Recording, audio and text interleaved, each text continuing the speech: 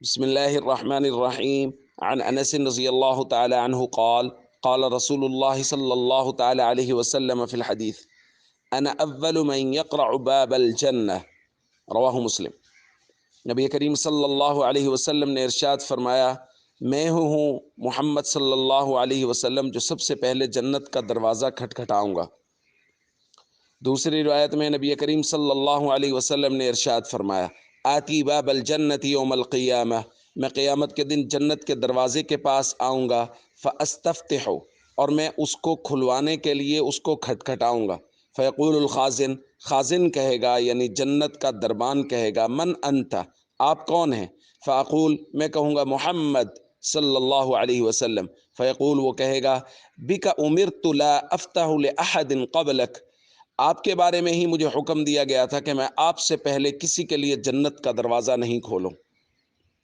دوستو،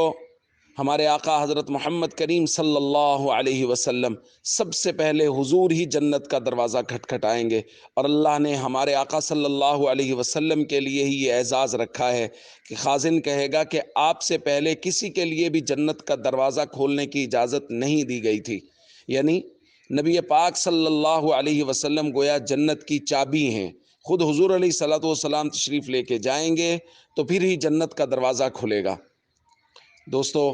اللہ نے ہمارے اوپر کتنا بڑا احسان کیا ہے کہ ہمارے آقا حضرت محمد کریم صلی اللہ علیہ وسلم کی امت میں ہمیں پیدا کیا ہے۔ یہ بہت بڑا اعزاز ہے، اور میں کہا کرتا ہوں جس طرح یہ بہت بڑا اعزاز ہے اسی طرح یہ بہت بڑی ذمہ داری بھی ہے کہ حضور علیہ الصلوۃ والسلام کی امت میں پیدا ہوئے ہیں تو نبی پاک صلی اللہ علیہ وسلم کے مبارک طریقوں کے مطابق زندگی گزاریں۔ جو کام ہمارے ذمے ہیں، فرائض اسلام، ارکان اسلام اور لوگوں کے ساتھ اچھا سلوک رکھنا، ان کو بھرپور طریقے سے ادا کریں تاکہ قیامت کے دن حضور علیہ الصلوۃ والسلام کی شفاعت نصیب ہو اور خدا نخواستہ حضور کے سامنے شرمندگی نہ ہو۔